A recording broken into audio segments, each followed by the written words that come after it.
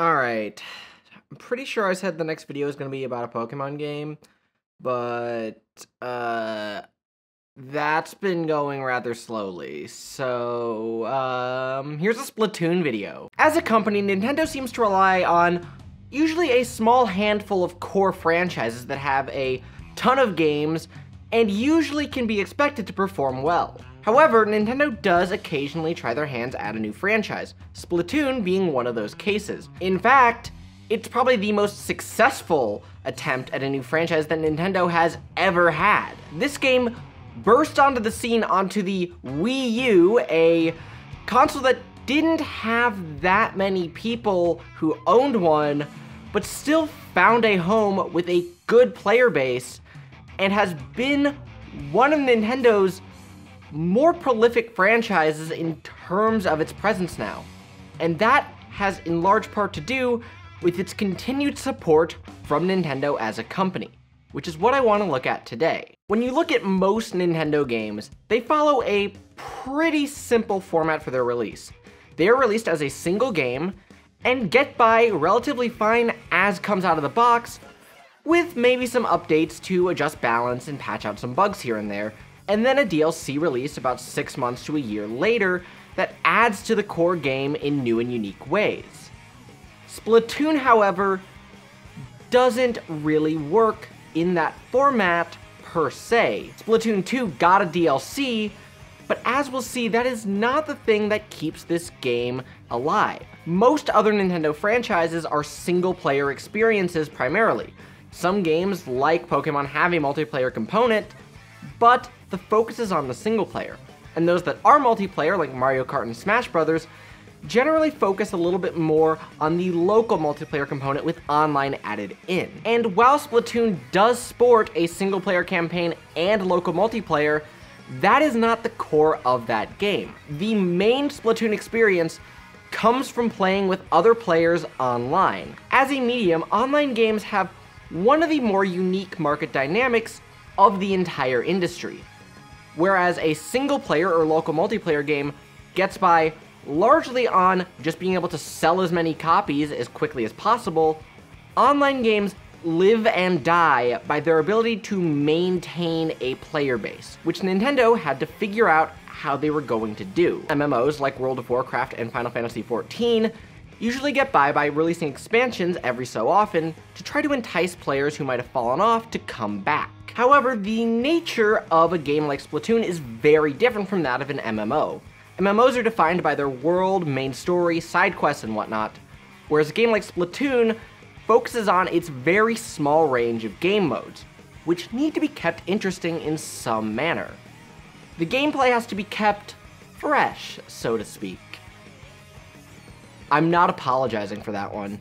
And the Splatoon games have added many things throughout its lifespan. For all 3 of you that owned a Wii U at the time, you probably already know this part, but when Splatoon launched, there wasn't much in it. It was not the game we know it as today. In fact, when the game released, the only mode in the entire game was Turf Wars, with the ranked mode being added a few days later.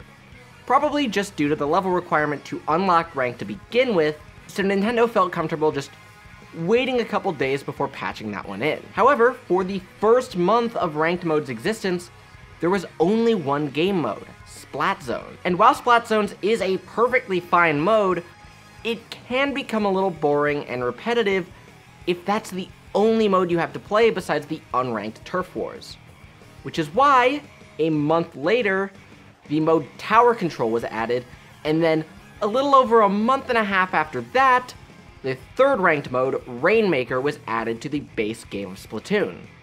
All for free. Splatoon 2, on the other hand, launched with every single mode that was already created for Splatoon 1, but then, during the holiday season following launch, a 4th ranked mode called Clamblitz was added.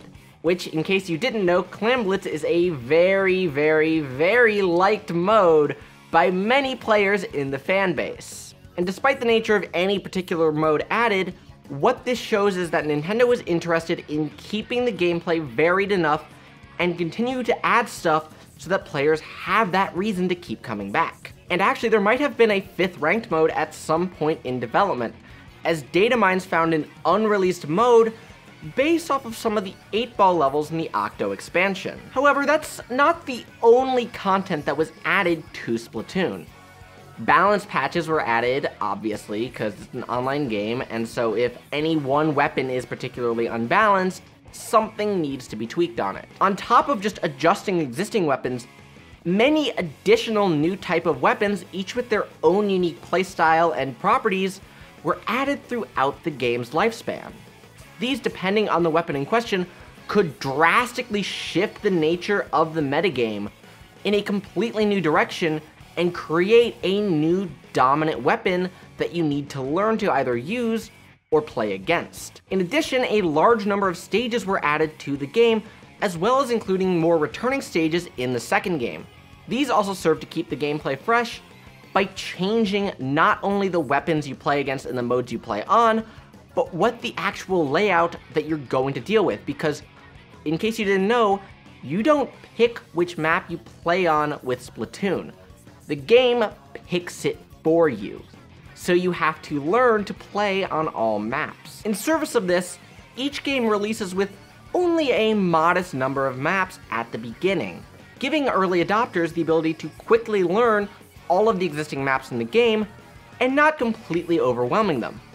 And while there are other games, like say Smash, which have a ton of stages at launch, that's a bit different because, as we all know, Smash players play on like 3 or 4 stages, and that's literally it. And that somehow is not the end of Splatoon's continued support. Since fashion is sort of a huge part of the Splatoon series, and having a means to express yourself through gear is so important, additional gear was added in updates for both games, with the second game using its additional Horde mode Salmon Run to add most of its new gear, which would incentivize you to play this mode even though it doesn't affect your level in the main PvP multiplayer. None of this content is locked behind a paywall, except for a small range of gear that can be obtained through the Octo expansion. Those few pieces of equipment are the only things you have to pay for the online. There is no storefront that lets you exchange real money